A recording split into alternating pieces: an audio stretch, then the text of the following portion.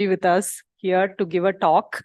And thanks a lot for being here. And those of you who are online, attending online, I just want to take a few minutes introducing Dr. Rao. He has a BTech from IIT Madras, and he also happens to be one of their distinguished alumni. And he has a PhD from Stanford. And after doing PhD in Stanford in electrical engineering, he went on to, work for Bell Labs. And he has done a lot of work, very highly accomplished. He won a lot of awards for his work on setting internet, communication protocols. In fact, as we speak, I think more than 1 billion internet connections actually use the protocols designed by Dr. Rao. And he has won several awards by AT&T, Bell, Intel, and so on, including IIT Madras. And he also has several patents in his prior professional avatar. And in 2006, he switched over to climate. I don't know whether I should say activism, but definitely healing the climate. Before that, he actually co-founded a company called Silicon Design Experts. I think I will let him speak how the switch happened from this to, the climate problem solving. And in 2006, he started working on environmental related problems. And, he has worked, I think he was inspired by Al Gore's work, and he also worked with him. And he has made several documentaries and written several books. And he has been working since 2006 on this topic. And we are all very keen to understand your perspective, Dr. Rao. I know some of us have watched your films, the documentaries that you have made, and look forward to reading your books. But given that you are here, we want to hear it directly from you. Thank you very much.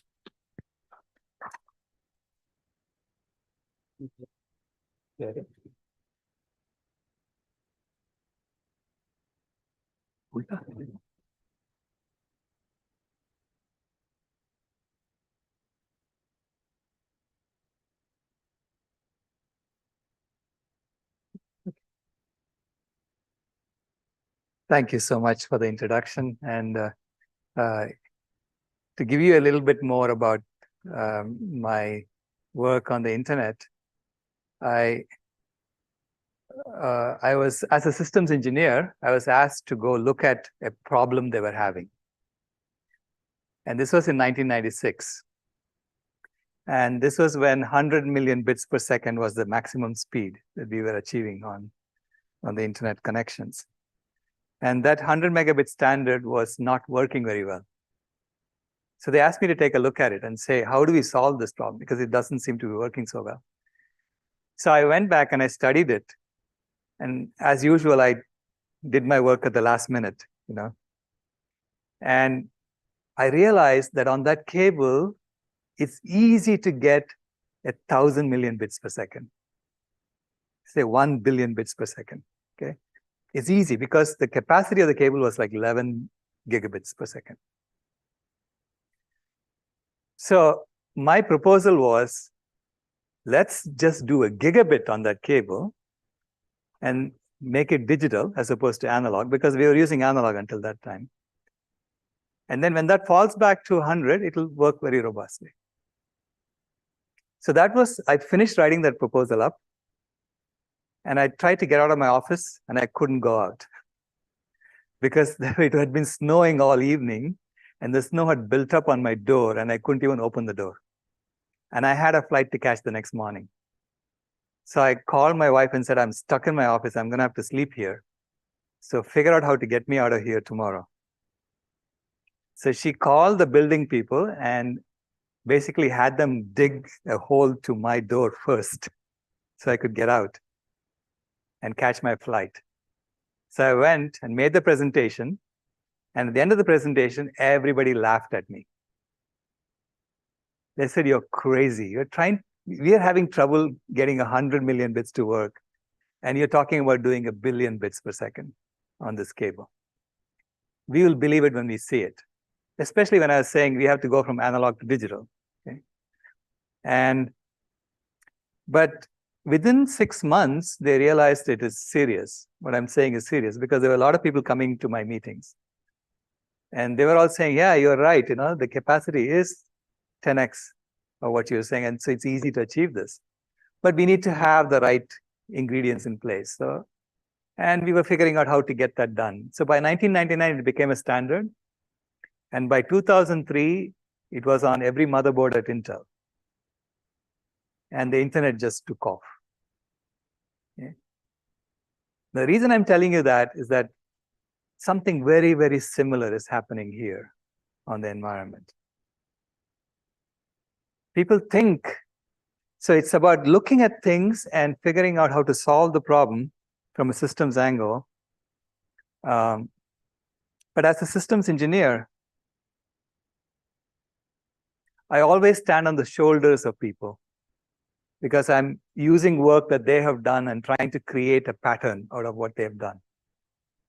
And in this case, I'm standing on the shoulders of lots of people, a lot of my colleagues, and especially my greatest teacher has been my granddaughter. Yeah. I'm not very audible. You come, yeah. Okay. How about now? Can you hear me? Yeah.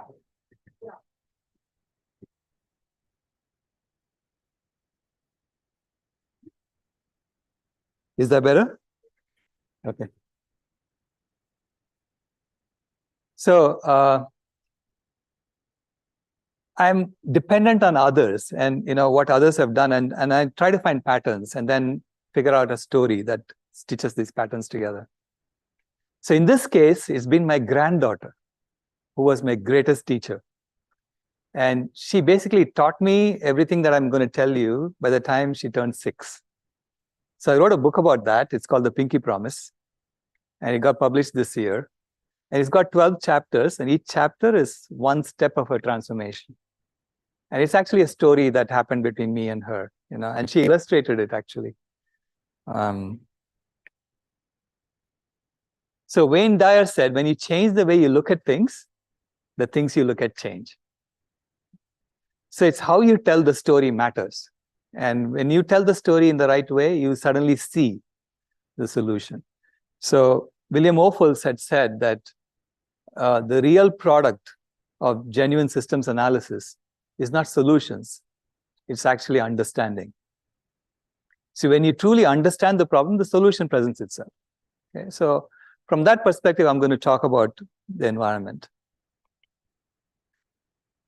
See, in nature, every species belongs exactly as they are. This elephant, I was in a sanctuary in the Western Ghats of India, in Coorg district. And I was observing this elephant break branches of a tree, eating the leaves and throwing the branch away. Break another branch, eating the leaves, throw the branch away. And I asked the owner, this elephant is destroying the tree. See, if she continues, your sanctuary will be gone, right? So don't you want to stop that? And she said, no. The elephant will know when to stop. And wherever the elephant broke branches of trees, that's where the sunlight will stream and nourish the underbrush. So without the elephant doing that, the canopy of the Western Ghats will be so thick that no sunlight will penetrate. And wherever the elephant stepped on bushes in the forest, that's where new pathways are formed in the forest. Wherever the elephant dropped huge mounds of poop, that's where new jackfruit trees are born. So the elephant has no choice but to belong in nature exactly as she is. So the gift that my granddaughter gave me, the first gift she gave me was, she convinced me that humans belong in nature exactly as we are. Because I saw her as perfect. The first smile she gave me, I realized she belongs exactly as she is, and we all must belong exactly as we are. And we're not telling the right story. So to tell the story of human beings, you have to first situate us within the Earth's story. And the Earth story you have to situate within the sun's story. So it's basically a story, nested story that we are telling. How many of you know that we are in the 5th major ice age in the Earth's history today? Good. So this is the Quaternary Ice Age. Okay? And it's been going on for the last 2.7 million years. So if you have to set the context within this ice age that's been happening for the last 2.7 million years. For the first 1.7 million years, the Earth used to go into an ice age where basically most of North America would be covered by ice. And you have roughly 2 kilometers of ice on top of Chicago, when that happens. And then it reaches a warm period for a few thousand years and goes back to another ice age. So the first 1.7 million years, it used to happen every 41,000 years. That was the period. Then over the last million years, it's been happening roughly every 100,000 years. So in a 100,000 year period, roughly 90,000 years, it will be in an ice age, and 10,000 years, it will be a warm period. So the white line there represents the temperature of the Earth. And the difference between the high point and the low point is 10 degrees Celsius. So it's a huge swing in temperature that happens. Okay? And the reason you are getting these huge swings in temperature was because of slight wobbles in the Earth's orbit around the sun that reduces or increases the amount of sunlight that falls on Earth by about 1.5 watts per square meter. So it goes from 130 watts to 131.5, something like that. So small variation is enough to cause a huge variation in the temperature of the Earth. The reason is that the Earth is in the inner edge of the habitable zone around the sun. And so the carbon dioxide levels are very, very low. So right now, but if you look at the blue line, that's the carbon dioxide levels over the last 650,000 years. And you can see that was varying between 180 parts per million and 280 parts per million. If you look at the historic record and go back at the fossil record, it used to be, the carbon dioxide levels used to be at 20,000 parts per million, 50,000 parts per million, like that. So, but as the sun got warmer and warmer over time, the Earth was shedding her greenhouse gas blankets. And that's how the CO2 level went down. And now it is extremely sensitive to small variations in the sun's input that falls on Earth. So during this time, she spawns us as a species. Okay? And we are a very ordinary species. We don't run too fast. We don't climb trees too well. We don't smell too well. We don't hear too well. We don't see too well. So we were easy to catch. This forced us to figure out how to use fire and create weapons to protect ourselves. So we became a tool-making species. That happened about 500,000 years ago. So we got control of fire. Okay? So that was the first step. And then 50,000 years ago, we formed partnership with wolves, who became our dogs. And they lent us their sense of smell, their sense of hearing, their sense of sight, which is far, far superior to ours. And that allowed us to become a much more powerful species than we are. Okay? And that allowed us to migrate out of Africa and go to every part of the world 50,000 years ago. And that was during an ice age. That's the previous ice age. So there were ice bridges that connected Asia to North America. So we walked across the ice bridge. So imagine our ancestors, getting out of Africa and going all over the world and colonizing those lands, becoming an invasive species, really. For what? For what happened in the current warm period. So we're in a warm period now, okay, between ice ages. In the current warm period, which is shown on the right-hand side, you can see I've drawn a little red circle. And then there is another red circle that's 3 ice ages ago. Those two match pretty much. Except instead of going back to another ice age in the current warm period, the temperature has stayed flat and it's gone up. So if you look closely at what happened, our ancestors actually heated the climate starting 10,000 years ago by burning down forests and raising animals and growing rice. So these are all the activities that increase CO2 in the atmosphere. It also increases methane in the atmosphere. So the red dots correspond to the current warm period, and the blue dots correspond to the warm period that happened 3 ice ages ago.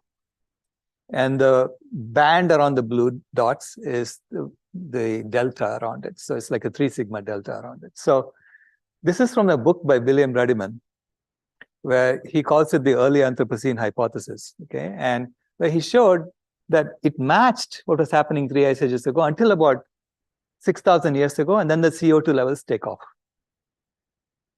The same with the methane, right? It matches until about 4,000 years ago, and then it takes off.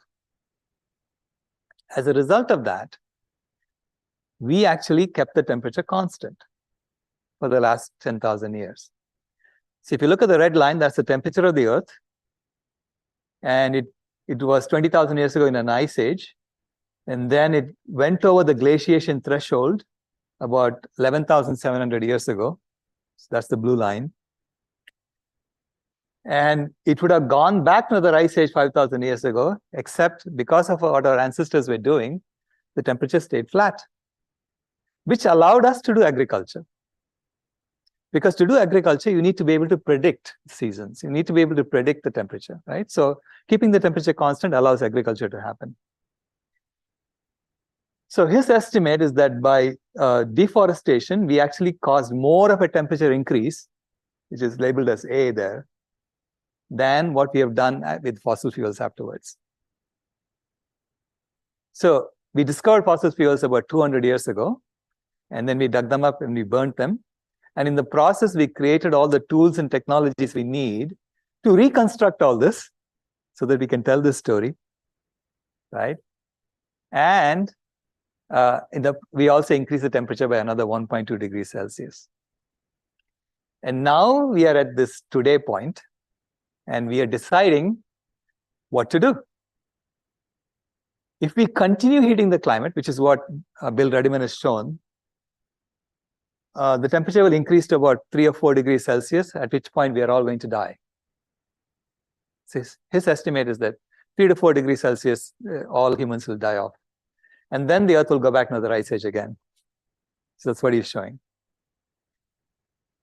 And I have drawn another line there saying near-term extinction, because I feel that if we increase the temperature by another even 0.3 degrees Celsius, we're going to trigger a lot of nonlinear feedback loops that will just create runaway climate change. Okay, so there are several of those that we're triggering. And so a Venus syndrome is a possibility on Earth if we do that. On Venus, all the CO2 is in the atmosphere, and the surface temperature of Venus is 460 degrees Celsius. So nothing lives at that. And Venus roughly has the same amount of carbon as the Earth on the surface. So both options there lead to us being dead. So I'm not interested in that option, both those options, okay? So I'm going to only talk about the green line. The green line is when we decide today to consciously start cooling the climate and to bring it back to the thermostat setting. And then we hand it over to our children and grandchildren and say, it's your job to keep it there. Because as soon as we admit that we are changing the climate of the planet, we have a responsibility for the climate of the planet. Okay, so that becomes our superpower as a species. That's what we are here to do in the ecosystems of the planet. So that's the story I want to tell. So this, among the 3 possible futures, I want to look at now the green line, which I call the greatest transformation in human history, because it will be greater than the agriculture revolution, the industrial revolution, the internet revolution, any other revolution that happened, because even the discovery of fire, because it is the discovery of the spiritual fire within us and finding our true purpose as a species. Now, how do we solve this problem? I'm going to show you just the data, and then you decide how to solve the problem. Okay? So this is data from the Intergovernmental Panel on Climate Change about how we use land on Earth as human beings. I've taken their block diagrams and I've turned that into a map. So what that means is, if you take all the land that we are currently using for cities and railroads and highways, all the built area, and put it in one spot, it'll cover Madagascar. It's only about 1% of the land area of the planet. Okay? If you take all the land that we're using for paper and timber, monocultured trees, managed forests, and put it in one spot, it'll cover all of North America, all of Central America, and a little bit of South America. It's 22% of the land area of the planet. If you take all the land that we're using for biofuels and put it in one spot, it'll cover all of South Africa. Actually, George Monbiot calls biofuels as biofools, because we are actually using more fossil fuels to create the fertilizer for the biofuels than the energy we get out of those biofuels. If you take, then the rest comes from the food system. Okay? So if we take all the land that we're using to grow the plant foods we eat, which is all the fruits, vegetables, grains, nuts, and seeds, and put it in one spot, it'll cover Australia. And that's actually providing us with 85% of the food we eat in terms of dry weight. Okay? Only 15% comes from other sources, animal sources. 12% comes from land animals. And to get that 12% of the food we eat, we are actually using land that would cover all of Europe, most of Asia, and a little bit of Africa.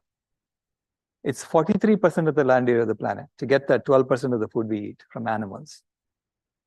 And I've included the deserts in there, because deserts is another 17% of the land area of the planet, because most of the desertification happened because we were raising animals for food.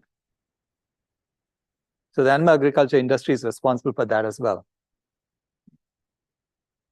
Overall, we are using 91% of the land area of the planet for ourselves.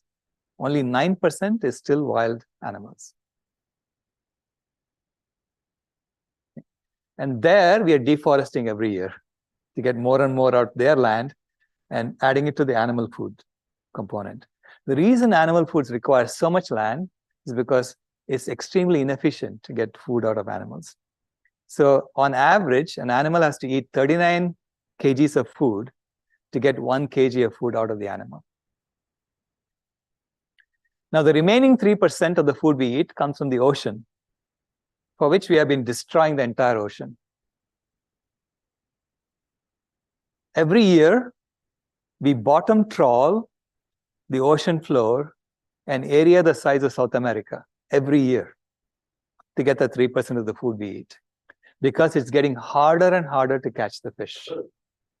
There are 10 times as many ships now to catch the fish compared to what was there in 1950, and the total catch is only half what we were getting in 1950. So now we are using big data software and GPS hardware to find the last remaining fish and to catch them. And the only reason we're able to do that is because it's subsidized by governments. So 85% of the food is already plant sourced, okay, and that is in that land area. So from this, you can see how would we solve this problem and why the food system is at the core of any solution. Overall, we have cut half the trees on the planet. There used to be 6 trillion trees on the planet. There are only 3 trillion now. And that 3 trillion in this map would only be in Americas. There are hardly any trees in the rest. So this is why I say the solution is staring at us in the face. If we go vegan, if everyone says we're not going to use animals anymore for any purpose whatsoever, then you can return most of that land back to nature, and you can restore the forest that used to be there, which means you give habitat back to the wild animals. So the net result of what we have done is that there are 6 alarm signals going on planet Earth. So there are 6 planetary boundary transgressions that has happened, right? This is a formulation where they say there are 9 planetary boundaries, and if we stay in the green zone on all nine of them, life can thrive forever. So that's sustainability. And on 6 of them, we are in the red zone. Any one of them, if you're in the red zone, is enough to kill all life on Earth. So there are 6 of them that we are in the red zone. But the good news is if the world goes vegan, all 6 of these will come back into the green zone. I'll tell you one by one. The least violated is freshwater change. There, if we go vegan and return the forest that used to be there on the land, the water cycle will heal. Second is land system change. There again, if you give back 40% of the land area of the planet back to nature, that will go back into the green zone. The third is climate change. It's not even the worst. Okay, it's only the 4th worst of the 6 transgressions. And there, if you bring back the trees that we cut, the 3 trillion trees, you can literally reverse climate change. I mean, you can just do the math on this, right? You'll see that that's enough to sequester the excess CO2 in the atmosphere. The 4th is nitrogen and phosphorus cycles. And that's mainly from the fertilizer that we're adding to our crops. And that, again, half the crops are being used to feed animals. So if you don't have to feed animals, you'll reduce that right away. Then chemical pollution, or what is called novel entities. That's the next worst. That's the second worst of all. And that one, when trees are amazing life forms because they take water from the roots and then they filter the water as it goes up. And before it transpires, it's only pure water that gets transpired, and all the chemical pollution gets stored in their trunks. Okay, so if you bring back 3 trillion trees, you can literally take all the chemical pollution and suck it into the forests and keep it there. Simultaneously, when we eat animal foods, we are getting concentrated doses of the same chemical pollution in the food we eat. Because the animals are eating plants that have the chemical pollution in them, and they're storing it in their bodies. Because most of these chemicals that we have added are lipophilic, so they stick to fat cells. So which means when you take the fat from the animal, you're going to get a concentrated dose of that chemical pollution.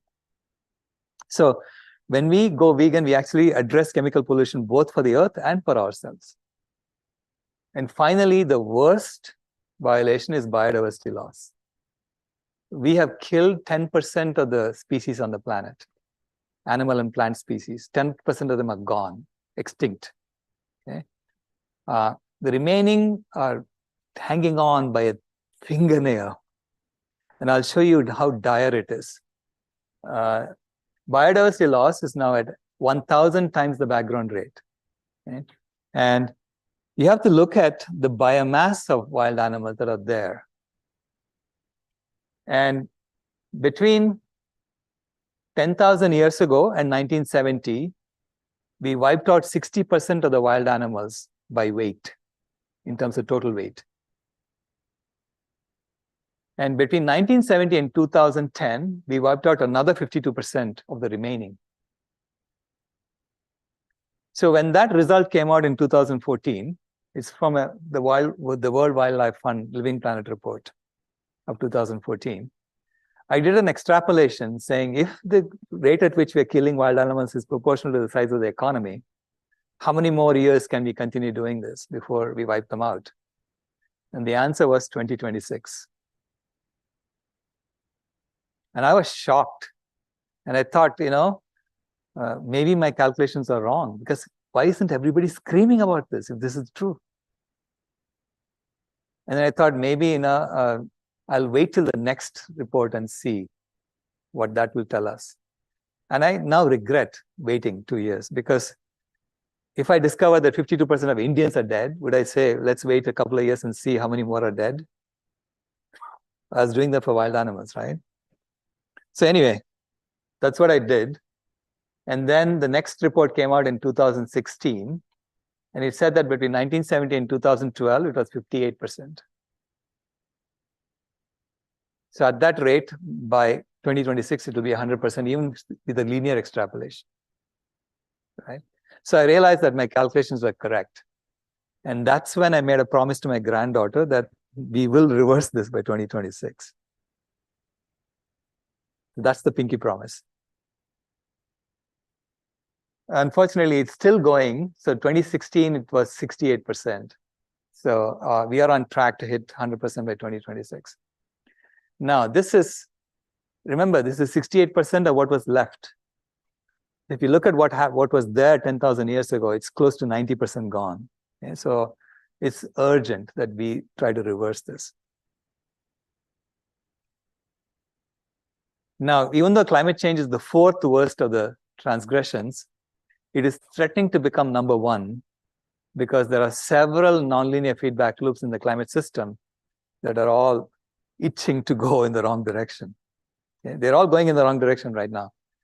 But there are 6 of them specifically that are in the orange circles that are between 1 and 2 degrees Celsius. I mean, nonlinear systems are very hard for us to model. The best we can do is come up with ranges. And we think that the trigger point is between those ranges. But it's between 1 and 2 degrees Celsius, and we are already at 1.2 degrees Celsius. And we are all seeing all 6 of them going in the wrong direction. So when that happens, as an engineer, I know that the only thing we can do is to start cooling the atmosphere and then seeing if those loops respond in the right direction. If they respond in the right direction, then we haven't triggered them yet. If they don't respond in the right direction, then we may have triggered them, which means we have to cool them even faster.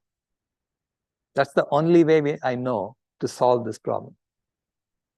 Okay, so, and one of these, for instance, is a Barents sea ice abrupt loss. It has the potential to actually double the heating on the planet right away. Because currently sea ice is white and it reflects sunlight back. So during summer in the Arctic, the sunlight is being reflected back by the sea ice that's still there. If it becomes a blue water event during summer, then it'll absorb the sunlight instead of reflecting it back. That will instantly double the heating on the planet. Right now, we heat the planet by about 3 watts per square meter. It could become 6 watts per square meter if that happens. Which is why these are the monsters who are telling us change as quickly as possible. So change, right? What is the change that we need?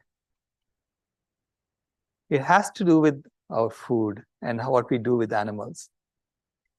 When you take into account the opportunity cost of the land that's currently being used for animal agriculture, what could you have done with that land if the trees were growing there? I came up with a lower bound that animal agriculture is responsible for at least 87% of greenhouse gas emissions on an annual basis.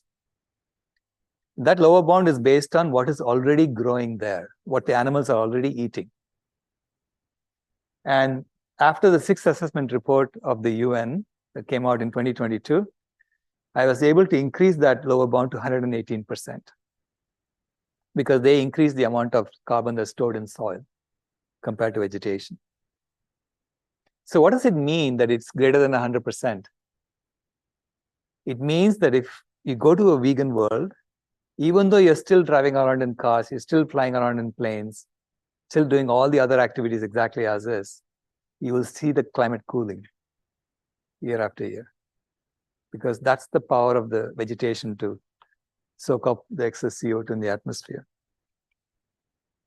So, I mean, as an engineer, I always come up with models first to understand the solution space.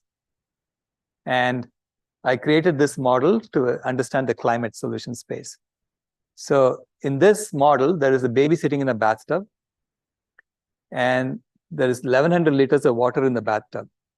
That corresponds to the 1,100 billion tons of CO2 we've added to the atmosphere since 1750. It's filling up with 2 faucets. One is the burning machine faucet, which is from the fossil fuel engines. That's pouring 35 liters per minute into the bathtub. That corresponds to the 35 billion tons of CO2 that we add to the atmosphere from fossil fuels every year. And then there is a killing machine faucet that's adding 15 liters per minute. That corresponds to the animal agriculture component. So that's 15 billion tons of CO2 per year. Now, if you just look at the faucets, you will say, hey, we need to focus on the burning machine. But there are 2 other tanks that I show There is an aerosol tank that's connected to the burning machine faucet. And then there is an underground tank called vegan reforestation tank, and that's connected to the killing machine faucet. So this is a coupled system. So the aerosol tank is connected to the burning machine faucet, so that for every 1 liter per minute that you turn off the burning machine faucet, it opens the tank and allows 10 liters to pour out of the tank into the bathtub. Because when we burn fossil fuels, we are actually emitting not only warming gases, we are also emitting cooling gases. And those cooling gases are very short-lived. They're there for about a week, and then they go away. That's the impact of the cooling gases. 1/3 of the heating is being masked by the cooling gases. Okay. Now the killing machine faucet is connected to the drain of the bathtub, so that for every 1 liter per minute that you turn off the killing machine faucet, it opens up the drain and allows 3 liters per minute to pour out of the bathtub into the tank. That's the impact of vegetation coming back on the land that you release from animal agriculture. So if you turn off the killing machine faucet completely, the drain will open up and allow 45 liters per minute to pour out of the bathtub. So then you'll have 35 liters pouring in from the burning machine and 45 liters pouring out. Essentially, the bathtub will see its water level go down by 10 liters per minute. Right? If you do it the other way, you turn off the burning machine faucet right away, you'll open up the aerosol tank and pour 350 liters into the bathtub, and the baby will drown. So because I'm assuming that the baby is going to drown if the water level goes up to 1,200 liters or more. That's roughly 10% more CO2 than what we've added to the atmosphere. And I say that if you add 10% more CO2, we'll trigger so many nonlinear feedback loops that we are going to be dead. So that's why that's what I call runaway climate change at the point.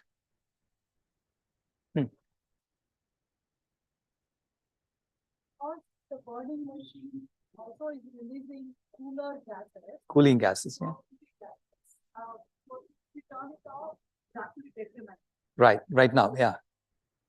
So what I'm saying is what this model is telling us is screaming at us to shut off the killing machine as quickly as possible.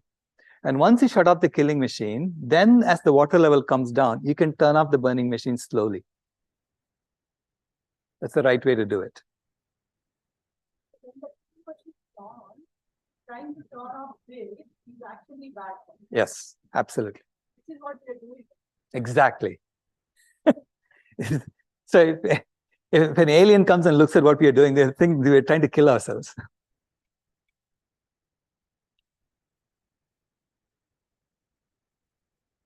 So this is an illustration that my granddaughter did for me.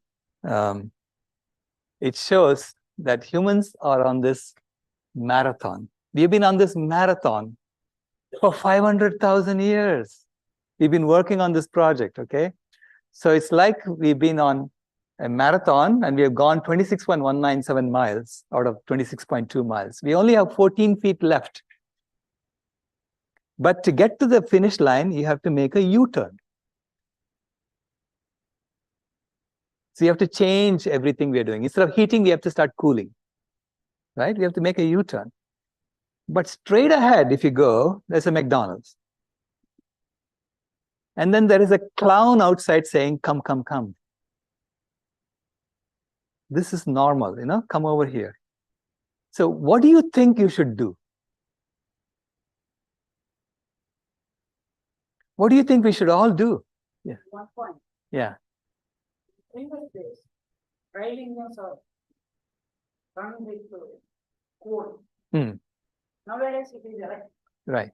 So burning is yes, when compared to coal and electric. Similarly, if solar comes in usage, automatically burning will come down. Right. That's Right. one. Right. No, that's true. So if you going back to the previous one.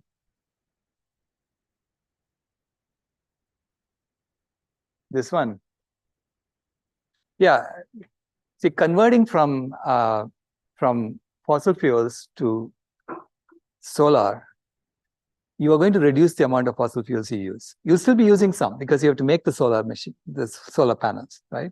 And they only last about 20 years, and you have to keep making them over and over. So, but how do you transition? That's what this model is saying. First, you have to transition the killing machine, and then you can transition the burning machine. Okay, and you can take time to do it. In fact, the optimum thing to do is to transition the burning machine over about 30 or 40 years, not shut it off right away. So this is how you slowly reduce what's in the aerosol tank over time.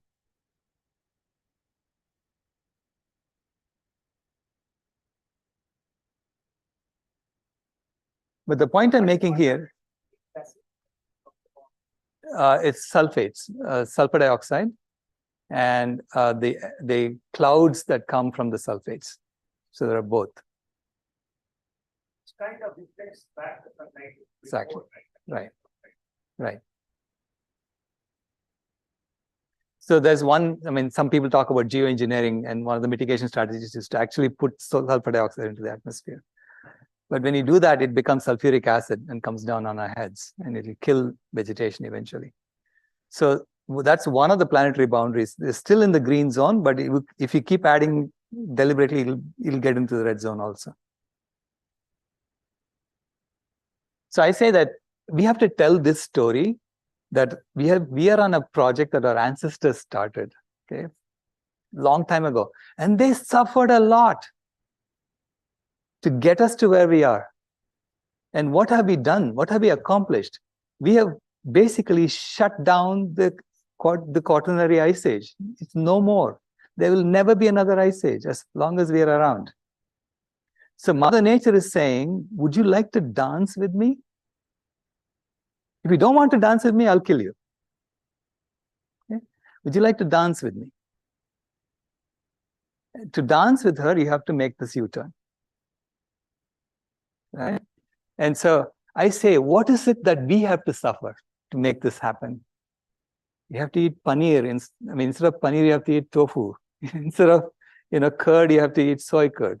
Is this a huge shift that we have to make in order to accomplish what our ancestors have been working on for so long?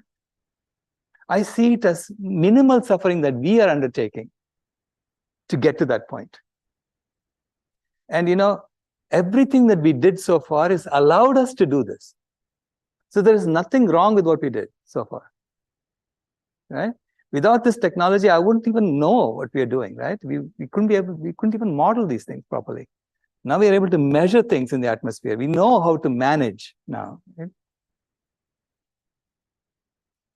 So, and again, it's not individuals. I say evil is to be traced back to the system, not the individual. It's the collective behavior of humanity. That's what Reinhold Niebuhr pointed out to us. And it's about changing our relationship with life. Instead of killing animals, we have to stop the killing. Instead of exploiting them, we have to go vegan. Because vegan just means we can live without exploiting animals anymore. They have brought us to where we are. They gave us their bodies, their secretions. They even lent us their sense of smell, sight, hearing. I mean, it's been a joint project with the animals so far, right? To get the earth out of this highly sensitive variation in temperature that it was going through, and get to a point where now the earth can have a steady state homeostasis, just like we have homeostasis. The earth can have homeostasis now because of what we can do. And so instead of exploiting them, we have to say thank you so much for bringing us to where we are, and now we can be on our own. It's really literally like growing up as a species, telling our mother cow, thank you for giving us the milk. Now we have grown up. We don't need milk anymore. Yeah. And finally, instead of destroying life, we have to restore life. That's the only way out, I see. In fact, every solution to climate change you see, people are going to talk about bringing trees back. That's the easiest way to bring CO2 back on the ground. But meaningful reforms are not possible until the goals change. And that's what Steve Kaufman pointed out. Basically, our goal today as individuals is to make money. That's the game we play. That's the main game we are playing. But we have to change our goals in order to really change the system. And I start with the UN Sustainable Development Goals. And I made one modification to those goals. Can you see what I did?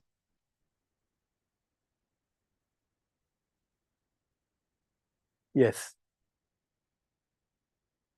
Economic growth is gone.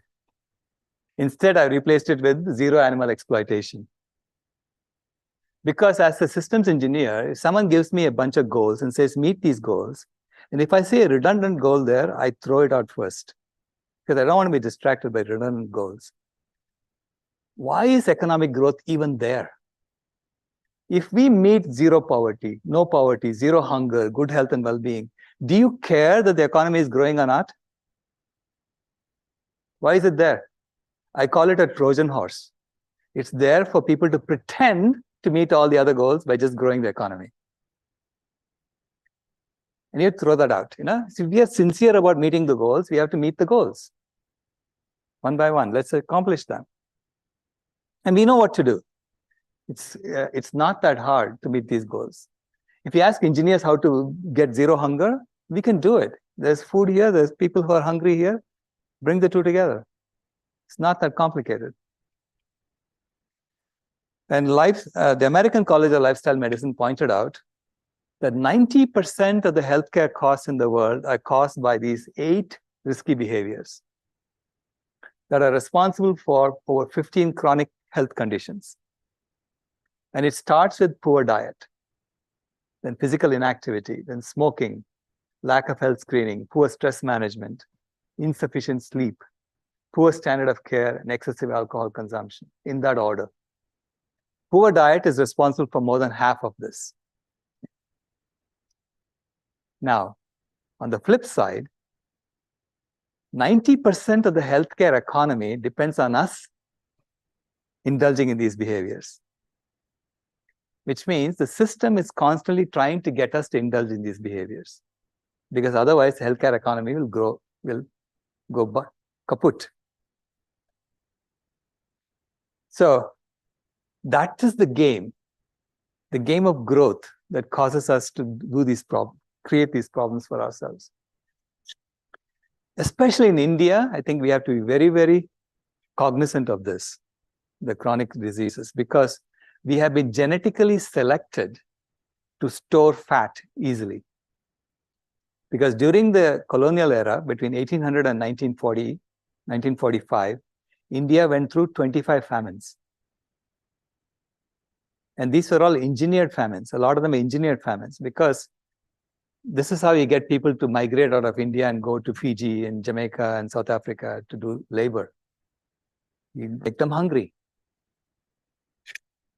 And as a result, anyone who couldn't store fat easily died off. So those who are remaining were the ones who could store fat easily. Which means today, when we indulge in fat, we store fat easily, and we get diabetes at 4 to 6 times the rate as Europeans. We are number 1 in heart disease because of this epigenetic selection that happened. This is not to blame the British. Hunger is still used as a tool to get people to do things they don't want to do. So it's still part of the system today, except now it's diffuse. It's not as obvious as it used to be. And one of the stories they tell you to continue to eat animals is that animal foods have protein. So I'm just showing you a graphic from a paper by Chris Gardner, where he shows all the amino acids and all the plant foods and the animal foods, and you can see that there is absolutely no difference. In fact, they make a statement that all plant foods have all amino acids. So you don't have to worry about protein at all, provided you eat enough calories.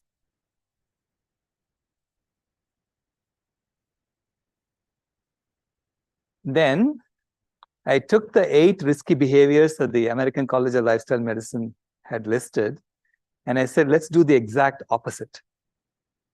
And that becomes the 8 healing activations. So instead of constricting us in a circle like that, I just say it's a flower coming out, right? It's like freeing ourselves. From poor diet, it's healthy vegan diet. From physical inactivity, it's yogasanas. From smoking, it's pranayama. From lack of health screening is regular health checkups. From poor stress management is meditation. From insufficient sleep, it becomes adequate rest and sleep. From poor standard of care, it says a sense of purpose, which we now have because we now know what we are supposed to do as a species. So you can now orient your sense of purpose within that larger sense of purpose of the species. And finally, excessive alcohol consumption becomes contact with nature.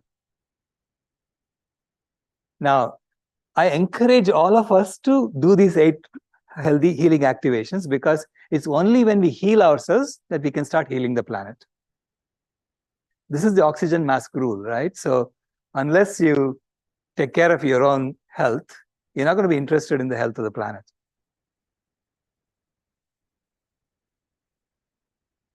And I think that you need to create a system in which healthy food is free. So flip it around. Right now, hunger is used as a tool. 1/6 of humanity is chronically hungry, so that you get workers for slaughterhouses and mines and all kinds of jobs that no one would do otherwise. You need to create an economy based on volunteerism, where people do things because they want to do it, not because they are forced to do it. Okay? So it starts by making sure that healthy food is free. So that's the system we need to be thinking about from a systems angle. And that, of course, involves networking those who grow the food with those who are cooking the food with those who are volunteering. And so we are creating an app around creating this network. And that's why I'm here, actually, because my software team is in Bangalore. So that's the app. And then, it's for businesses, I say, think about long term. Think about making products that last a long time. And you can actually be profitable in the current model as well. So you can then transition to the new model if you do that. Like Vitamix, I have the same Vitamix that I had 30 years ago because they offer a lifetime warranty on the motor. Okay? And a 10-year warranty on all the other parts. And actually, they don't even break down. So it's very well done. So our motor actually broke down about 20 years in. And I called up the company and they said, send it back to us and we'll fix it. And they did. So I like engineering like that, creating products that last a long time. That minimizes the impact we have on the planet when you do that. The other example I want to show you is green bean battery. They replace hybrid batteries. And they also offer you a lifetime warranty on the hybrid batteries. Basically, they take the battery out cell by cell and they fix it. And they reconstruct a new battery with that. So every battery they take out of your car becomes a new battery that they put into somebody else's car.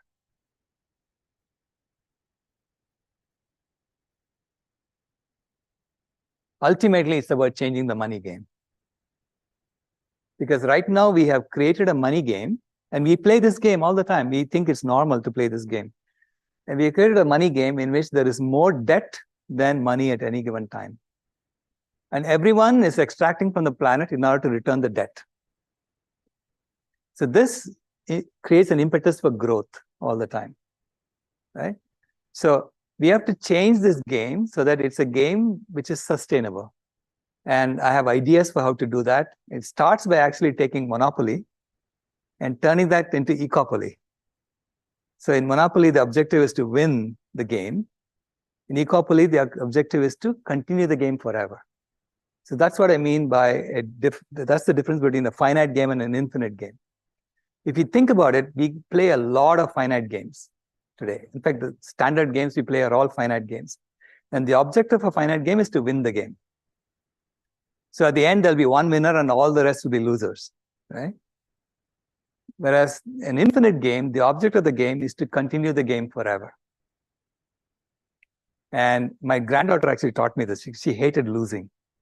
And she would say, instead of you going over there to the end, why don't you come down the ladder instead of going up the ladder? Ladder, you can come up or down. The slide, you can come up or down. So she created these rules whereby you never finish the game. You're all going round and round and round until she gets tired of it. Sustainability is about playing infinite games. Until now, heating has been about playing finite games. So with that, I will stop and then let's have a discussion, Yeah. In the life process, burning, managing, decreasing the burning kind of things, improving the health. This is slowly making a path. But if a war comes, one country declares war against the other. Right. It suddenly increases pollution everywhere. Right. I mean, air pollution, water pollution, Right. pollution, Right. complete cloud in Akash, sky pollution, everything. Right. Pollution. Right. Whatever we are maintaining the improvement of the climate suddenly goes from it. Right. And also it is not related to one country. A war declared on one country on other country means it is declared war indirectly on the entire world. Exactly. Because we are all connected. Right. So what is your point of? War should be obsolete, right? So think about it. I mean, why are we fighting wars? Because we have divided ourselves into nations. And then we are jockeying for who's a winner, who's a loser in this war, right? It's a finite game we are playing. When you talk about restoring ecosystems and organizing around that, then you'll be playing an infinite game because you have to maintain that ecosystem forever, right? So, and that means you are collaborating with each other. You're not going to fight with each other. So it's thinking in terms of games and stories. So tell a story in which we are supposed to do this. We heated up the climate by fighting with each other. And now we have to cool the climate. And you cannot do that by fighting with each other, right? And nature is saying, are you serious about cooling the climate or not? If you're not serious, I will kill you. I mean, you kill yourself, I'll kill you too, right? So nature to me is a great amplifier. Whatever we ask for, she gives you more of it, right? And so if you ask for cooling, she'll help you too. But that requires us to basically reorganize ourselves differently. It's really, and I say it starts by playing different games. So I've asked a professor I met in Ahmedabad to create this Ecopoly game for me. Take the same Monopoly board, just change the names, and there, instead of going and owning something and then demanding rent from others, you're actually dropping seeds and dropping other things to make that thing grow, right? And then you come around and make sure that you are maintaining it. So my question is at that point also advice. The war. Yeah. Okay. Stop the war. Stop wars.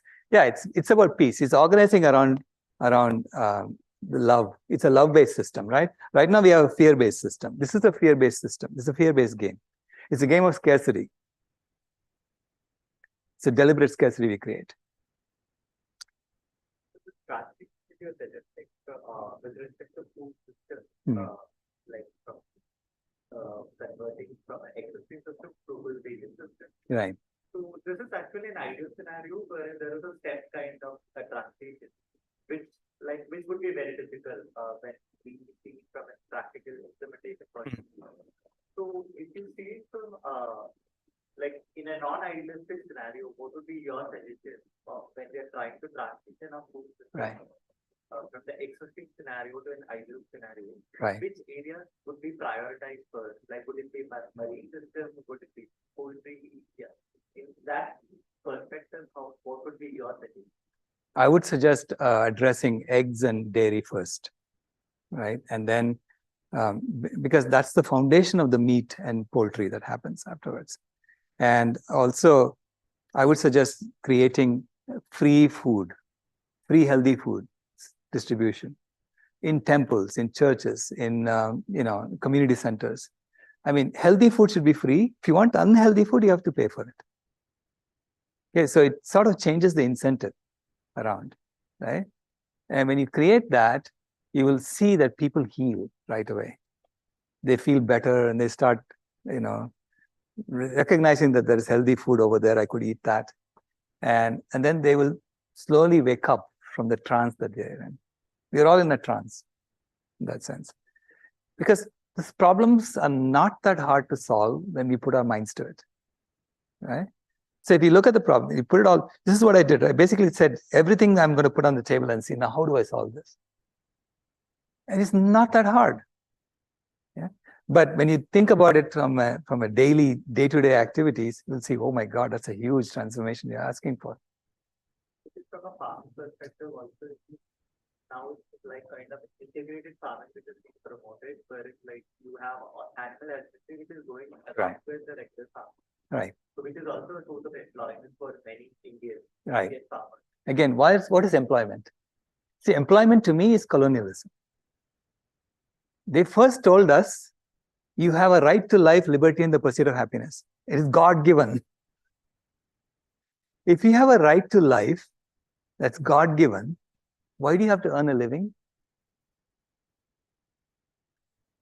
Right? So that immediately is colonialism. It's like saying, no, you really don't have a right to life unless you serve the master.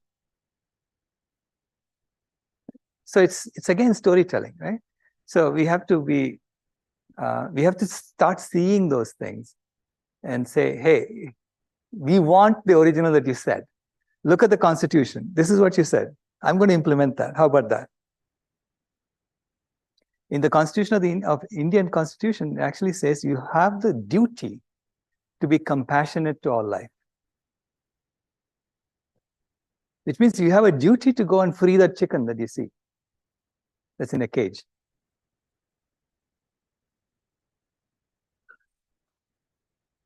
But that's considered radical. But it's really, you're just implementing your Constitution.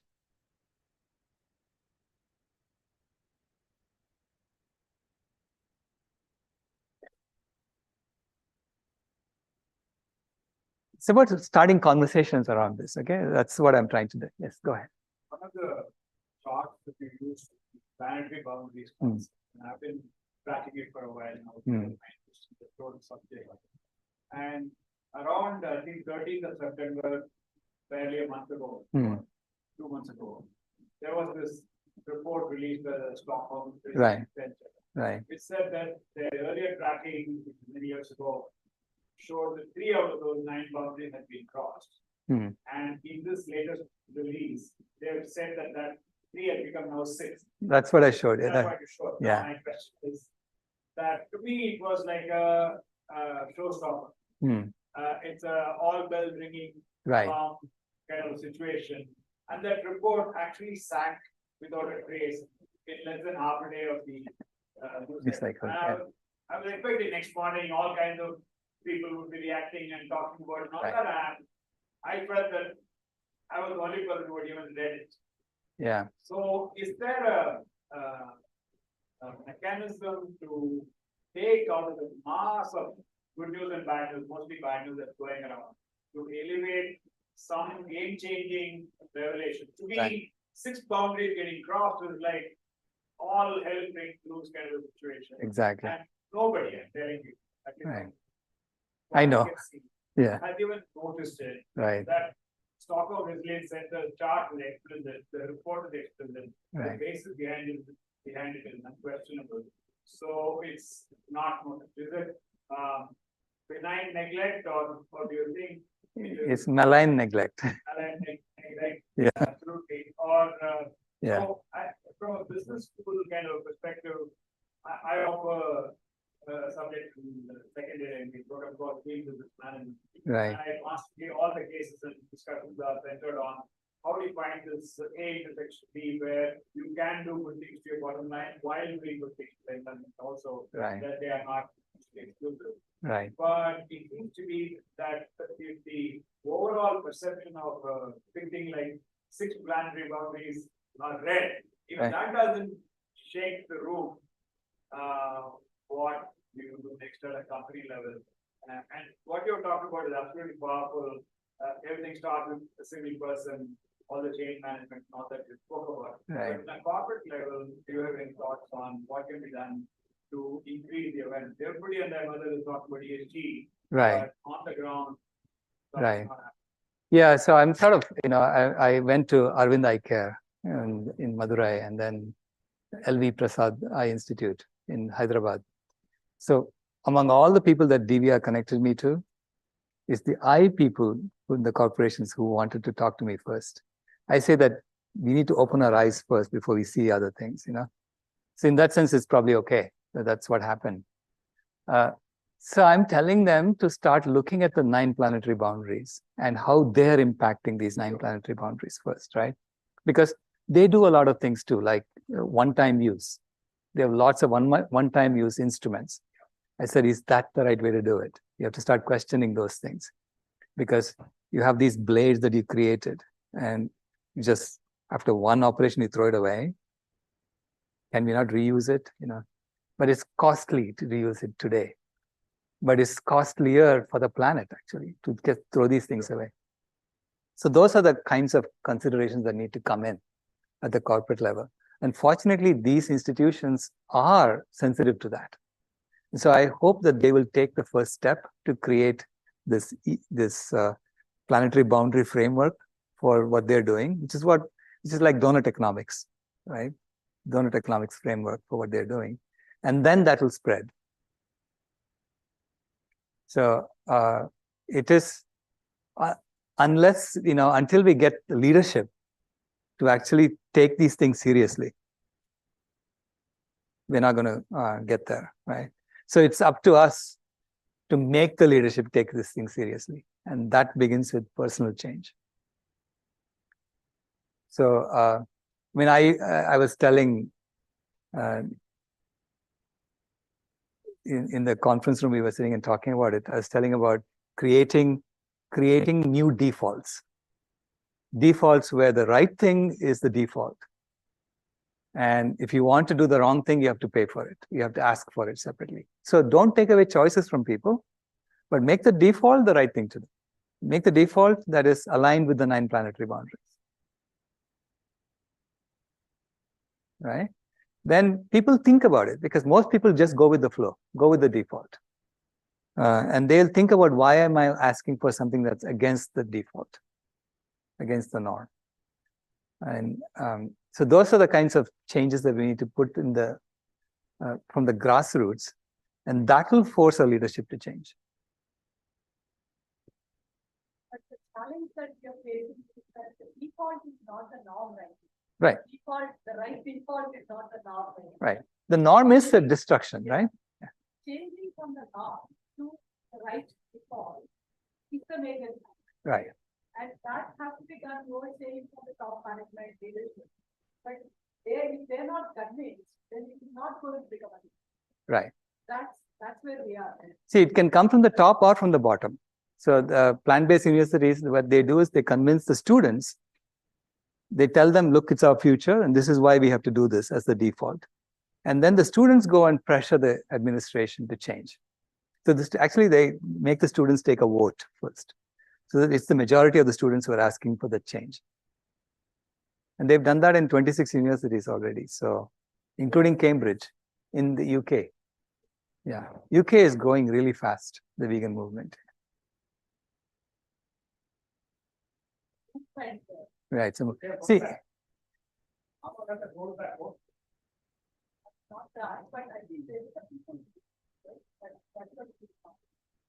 I really think that India is a natural place for this to happen, because it's a spiritual and cultural transformation.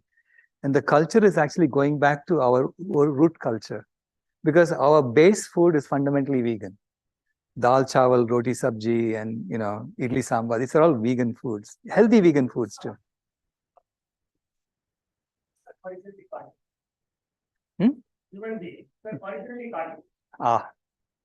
You have to see Dr. Milton Mills's videos. He says it's absolutely not true. See, that's the story you told, that human beings are originally carnivores. That's the story you told, right?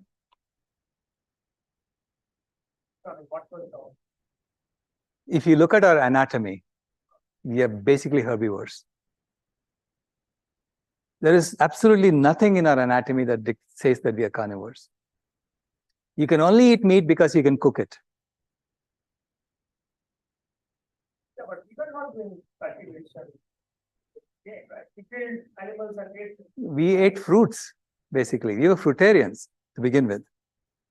So is that, I mean, scientifically proven? That Yeah. Look up Dr. Milton Mills, MD. He's basically a medical doctor who studied this a lot. Yeah, he's made this his life's work. And watch his videos. And then ask me questions if you have any questions on that. Because you started with that base, right? That we are carnivores, which is not true. No, but there must be some basis, not the base. Right, but your basis, if your base is incorrect, you're going to come up with wrong conclusions. Okay, sure. I mean, I'm not informed with that, but yeah, sure. Anatomically, we are herbivores. We are closer to the apes than to any other creatures, anatomically. Yeah. Sorry, the vegan food that the midday meals program of the government. They provide eggs.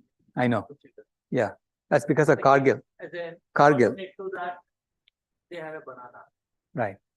And the moment they introduce banana, it becomes a controversial because of the parties kind of it.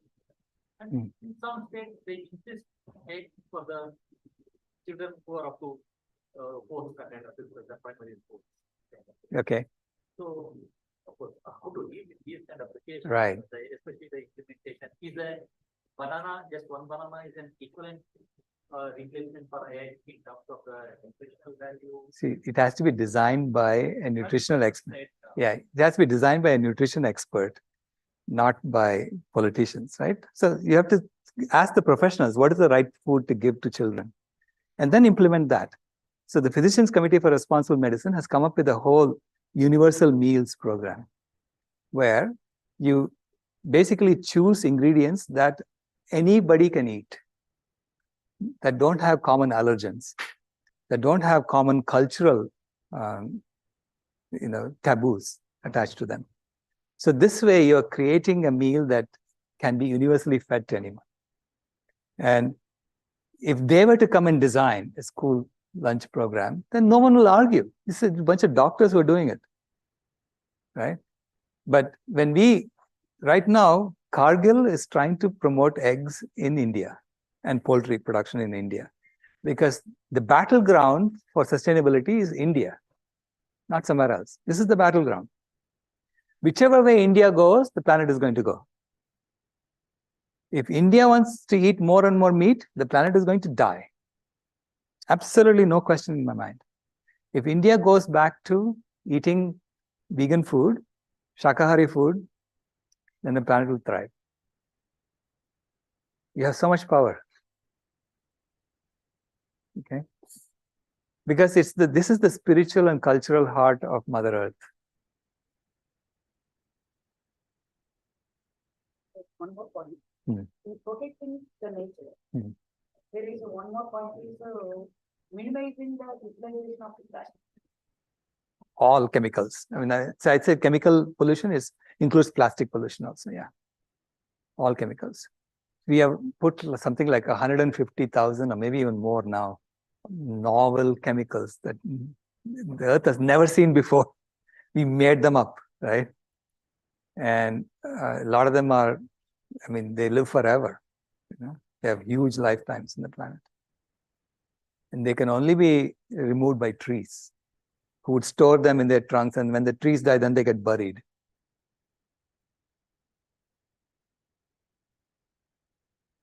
So we now have to, and this is why I go to IIT and I tell my colleagues there, you have to change your curriculum, because they are cooking up all these chemicals. And you have to tell them, first, look at what is that doing to the planet when you introduce a new chemical. What happened in the 1950s, and we did a documentary about this called The Human Experiment. What happened in the 1950s is that in the US, they passed a law saying any novel chemical that you create, you're free to use in any product you want until some customer complains that he's done something bad. And then that customer has to prove that this particular chemical caused that particular problem. Because then the corporation comes and they'll finger point over there, there are 100,000 chemicals, right? It's very hard to pinpoint what caused that. So this is how we have let it be the opposite of what it should be. That was the beginning of the decline, the destruction that happened.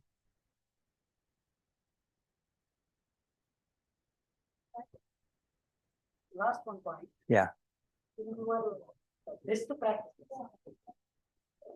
there is no economical goal, right? Yeah. But I say that health is wealth. Right. Is the economical. Yes, absolutely. Yeah. So indirectly, you're right.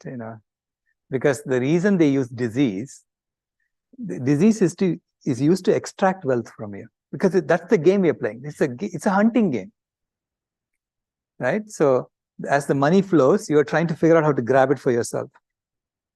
And so they know that when someone is sick, they'll open up their wallet and give everything they have to get themselves fixed.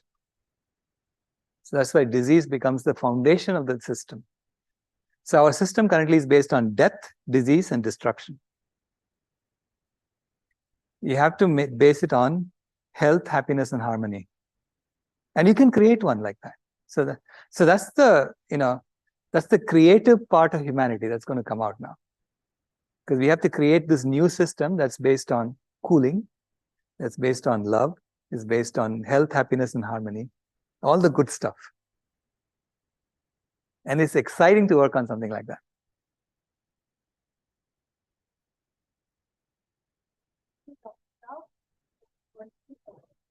Yeah. My pleasure. Sure.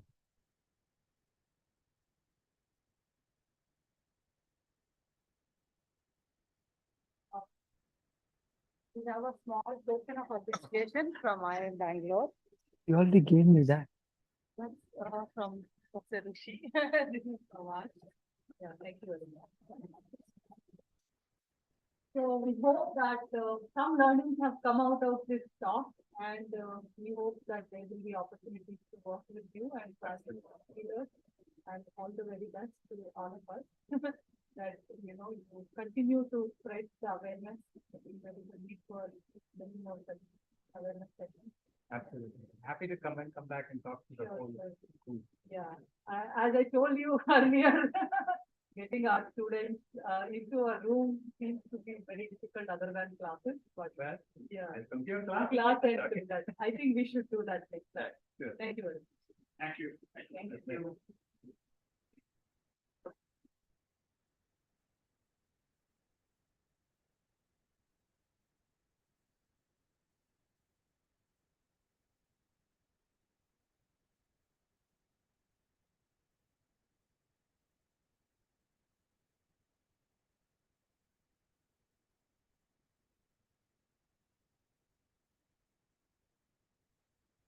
Thank you.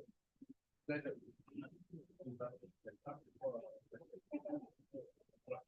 Yeah. I think I have gone so far.